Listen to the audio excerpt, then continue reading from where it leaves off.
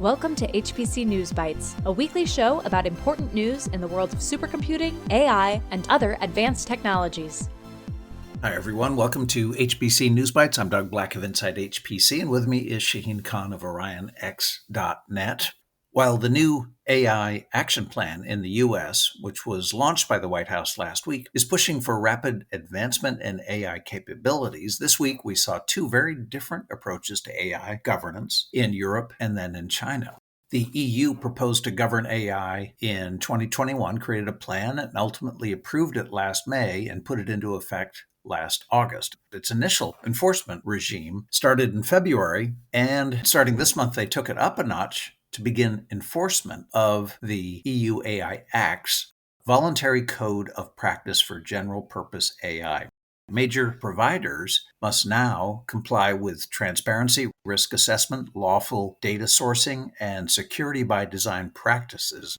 Noncompliance risks fines of up to 7% of global turnover.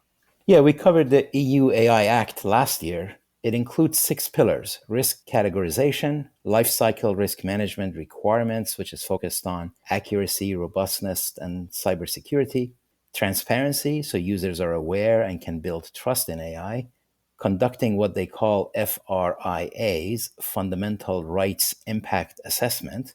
Number 5 is creating new entities like the EU AI Office to help with enforcement and governance. And finally, to find ways for innovation, pushing for innovation with regulatory sandboxes.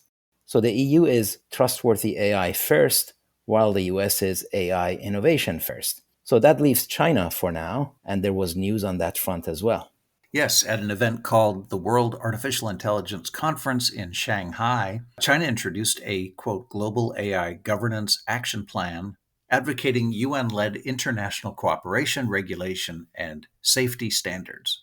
China proposed forming a World AI Cooperation Organization, WAICO, which could be headquartered in Shanghai with the missions to coordinate innovation, manage differences among member countries, and align different governance models globally. It would be a collaborative body working with the UN and aiming to complement UN-led frameworks like the UN Global Digital Compact.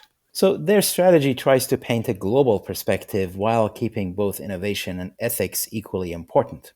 In fact, all these AI strategies seem to really optimize for one thing, driven by how they see their interests and capabilities and the world, while struggling to show a balance among conflicting forces in AI and policy, like national versus regional versus global dynamics, innovation versus safety, lofty ideals versus practical realities, infrastructure, skills development, and financing it all, critical use cases, national security considerations, and on and on.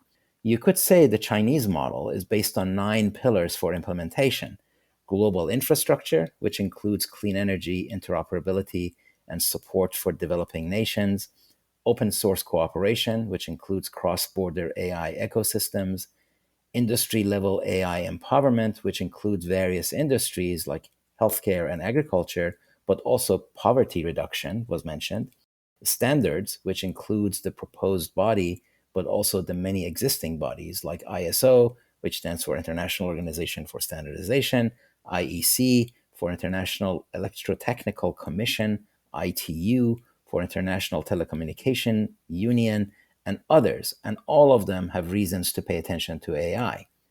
Risk governance and certification is the next one: sustainable green AI practices; data resource sharing and privacy protection, which includes cross-border data flows and secure sharing and recognition of cultural diversity; and capacity building programs for infrastructure and energy; and finally, inclusive multi-stakeholder governance, which points to the participation of governments, industry, academia, and society.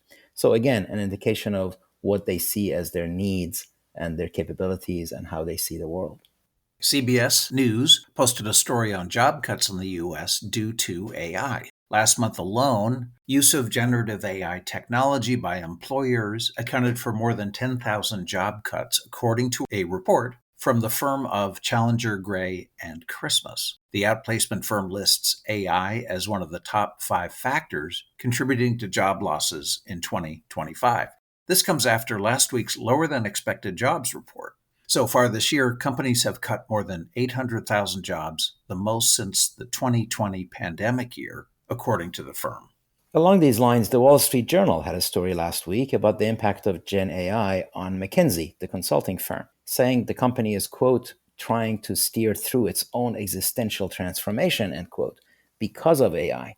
And because AI is able to perform in minutes some of the work done by highly paid consultants. AI assistants can create presentation decks, take notes, and summarize interviews and documents, and they can do it in the style and voice of the firm.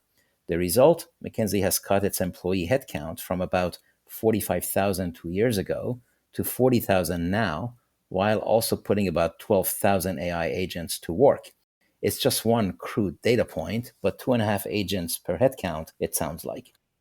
Continuing with this theme, Reuters recently ran a story on the rise in venture capital going to AI startups within an overall venture industry trend of greater difficulty in raising money for venture funds. Citing a PitchBook report, Reuters stated that U.S. startup funding surged 76% in the first half of this year due to the ongoing AI boom, quote, putting it on track for its second best year ever, even as venture capital firms struggled to raise money. Startup funding during the first 2 quarters of the year increased to $163 billion with a B, the most since the same period in 2021, which was a historic high point. They said this year's growth has been driven by major AI investments and funding from big tech companies, all of it ignited by the step functions that we have seen in AI, first with deep learning, then with generative AI, and now with agentic AI. The deals reflect continued investor confidence in the inevitability of AI and the big players' focus on building the company of the future versus profitability now. This is one reason VCs are reporting difficulty raising their own funds, though recent IPOs and industry acquisitions help with that. In the past 3 months alone, $70 billion was invested in U.S. startups. Major deals included OpenAI's $40 billion round and Meta's $14 billion purchase of a stake in Scale AI. AI accounted for 64% of the total deal value, indicating the big dollars that are involved, and 36% of the deal count in the first 6 months of 2025. It is, however, noteworthy that over 64% of deals were not categorized as AI. All right, that's it for this episode. Thank you all for being with us.